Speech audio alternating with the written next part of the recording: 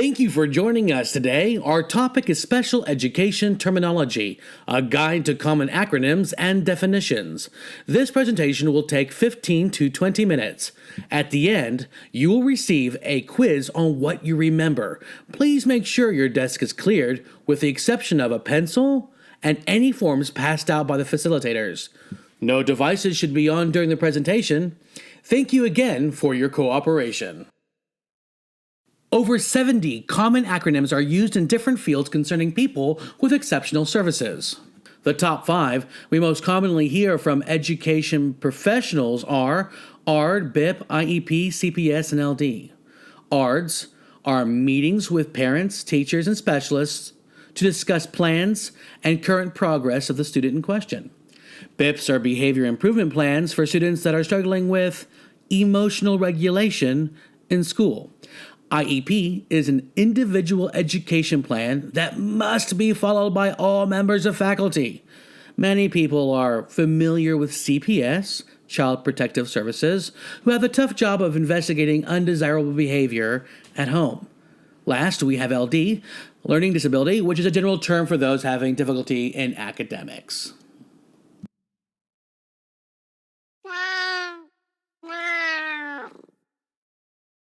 Why is all of this important?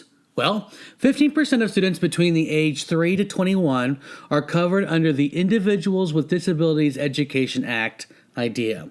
Some of these disabilities include specific learning disabilities, autism spectrum disorder, intellectual disability, developmental delay, emotional disturbance, and many more. But special education is a much larger umbrella. 20% of students fall under special education, which includes bilingual education, gifted and talented education, and other non-cognitive or non-neurological disorders. Special education is for students with an exception to the general ability of a typical student. We will be focusing on neurological disorders today. Here are a few more common acronyms. AFDC, Aid to Family with Dependent Children. This is for low to no income families to receive federal and state assistance. Auditory Handicap Services, AH. These are services associated with deaf or hard of hearing students, like learning ASL. AIP, Academic Improvement Plan. This is a little self-explanatory, of course. It's a plan for students and facilitators to ensure academic performance growth. APE, Adaptive Physical Education. This is modified PE, physical education for those with disabilities. AYP, Annual Yearly Progress. This is a measure from the Nicholby, NCLB Act, Leave No Child Behind Act, that judges schools and academic performance through high-stakes testing. So how does this impact you? Well, 15% of people still have these disorders or deficits that were under protection through IDEA when they were young. After 21, the number of people with disorders and disabilities increase through drug use, vehicle accidents, work-life stress, and other things. You will have to work with them during your career. You will need to train them in the workplace. You will interact with them socially on a daily basis. The majority of the terminology is utilized in social work, health services, medical, human resources, and many other fields. Our hope is that when you hear conversations from professionals using these acronyms, you will not be lost. And then you can learn something important from that conversation. Okay, here's some more common acronyms. OI, orthopedically impaired, is a severe physical impairment that adversely affects a student's learning. RSP, the Resource Specialist Program. This is a program to help assist children with LDs. They receive smaller student-to-teacher ratios, so more one-on-one time can take place. 2E, Twice exceptional. These are students who have learning issues and are in the gifted and talented program. For example, a good candidate would be a high-functioning autistic student. VI is visual impairment. Those are for people with low vision or blindness. They are taught Braille, how to properly use a cane, and independent life skills. And then finally, SPED, which is the acronym for special education, that nifty program that provides services for 1 in 5 students. Specific learning disabilities. These are learning disabilities based on neurological processing problems that interfere with basic learning. There's auditory processing disorder, language processing disorder, dyscalculia, that's difficulty in arithmetic, dysgraphia, problems in writing, dyslexia, problems in reading, and dyspraxia, that's a coordination disorder like having trouble with balancing or poor hand-eye coordination. Nonverbal disabilities, visual perceptual deficits, attention deficit hyperactive disorder, ADHD. Then there's executive functioning, cognitive management trouble with connecting past experiences with present experiences, which is key to assimilating new information. And then working memory and short-term memory deficits.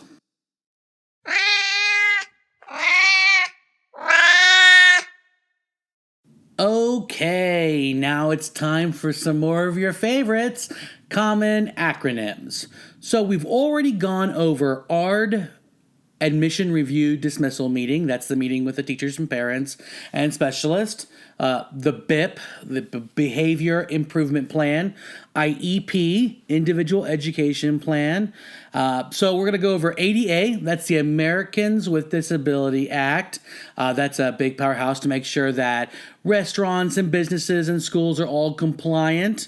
And then there's the 504. That's the Section 504.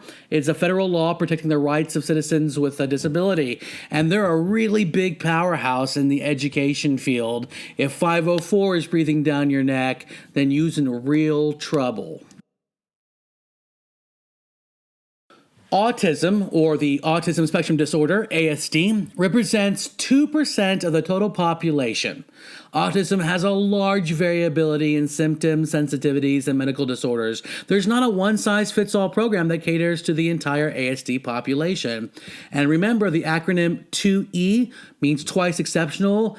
It's very common to find children with ASD that are also in the GT program in their schools. For example, my son has Asperger's, and that makes it really hard for him to read verbal and nonverbal social cues from people, like if they're happy or sad or done listening to him talk. Yet he still has a huge social group and just won first place in an acting competition in state, which is pretty wild for a kid with ASD. Or maybe it's not that wild at all. And we'll jump right back into it with common acronyms again. We have LEP, which is Limited English Proficiency. For example, if English Second Language, ESL student is learning English but not all the way there yet. LLD, Language Learning Disabilities. LRE, Least Restrictive Environment. This is a big thing when being in the inclusion program.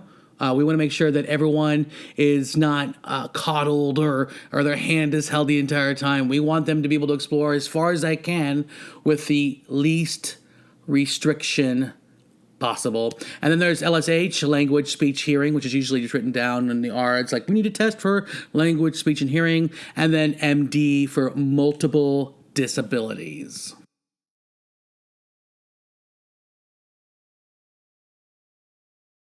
Intellectual disability, ID. Federal and state documentation still labels this as mental retardation, or MR. It's changed several times throughout the decades. There used to be mentally handicapped, mentally disabled, mentally retarded. Now we're pushing for ID, so the paperwork is just catching up. And this is defined as having problems with reasoning, learning, and problem solving, with the key being problems with adaptive behavior. ID is determined through a complex process that includes the IQ test, which is a major tool, and if you get a score of 70 to 75, usually just 70 or below, it's a very strong indicator of intellectual functioning deficits. Now, adaptive behavior is tested by measuring conceptual, social, and practical skills.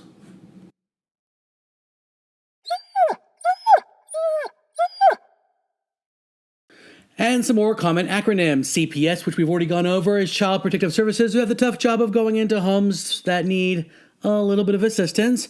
Then CP for cerebral palsy. A lot of times we think because of their physical attributes that their mental attributes should match, which is far from the truth. Many times people with CP have above average IQ. And then there's CTB for competency testing battery, which is a series of tests to find out what you know and don't know.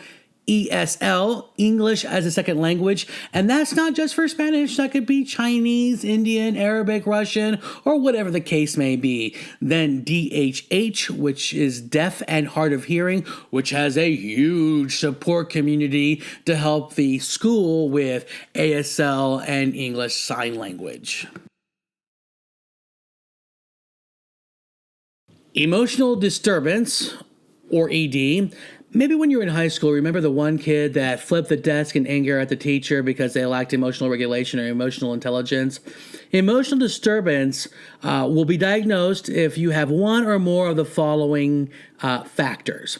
Number one, an inability to learn that cannot be explained by other things like intellectual, sensory, or health factors. Number two, inability to maintain desirable interpersonal relationships like making friends or long-term commitments. Number three, atypical behaviors or feelings under typical conditions. For example, something we thought would be really small, someone with ED would think it's a big deal. Number four, general pervasive mood of unhappiness or depression. And number five, development of physical symptoms or fears associated with personal or school problems. Common acronyms. FAA, Functional Analysis Assessment. This is mandatory in some states when evaluating students in special education that exhibit behaviors that interfere with learning. FBA, Functional Behavioral Assessment. This is an assessment to find the why behind certain behaviors. If Carl gets upset every time there's a math test, then there's probably something deeper that's frustrating him. And then Gifted and Talented Education, GATE or GT. This is for the top 3% with an IQ of 130 or higher, even though most GT programs don't follow that standard. And then IFSP, that's Individual Family Service Plan. This is a special services for young children with developmental delays to get assistance at home. These interventions are usually established before preschool. And then finally, TEA, Texas Education Agency, which is obviously state-specific, and is a branch of the government that is responsible for regulating public education.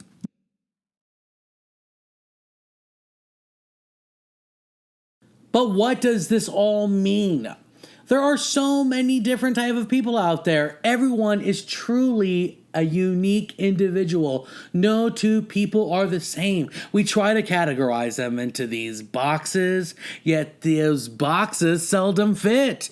We've created countless strategies and styles of instruction for people, yet we still have one heck of a hard time assisting everyone.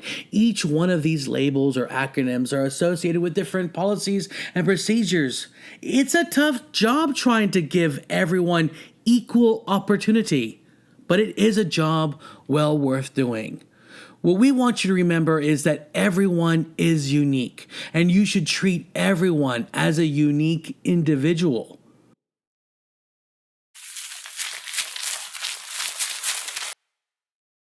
Common acronyms: MH, mildly handicapped; MM, mild to moderate handicap; MR, mental retardation; PI, physically impaired. These are old school terms that are no longer used by educators today, yet it's still in state and federal paperwork, so it's important to know these things. NCLB, or NCLB, No Child Left Behind, was put in place in 2001.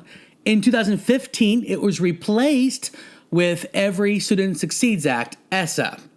ESSA said that the states are now responsible for how much priority they want to give to standardized testing because the federal government is no longer going to expect academic growth from all schools every year because there's a lot of variables out there that standardized tests cannot measure.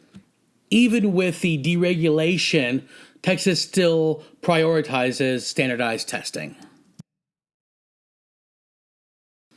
Thank you for joining us. Please stay seated as the facilitator raises the lights and begins passing out the quiz.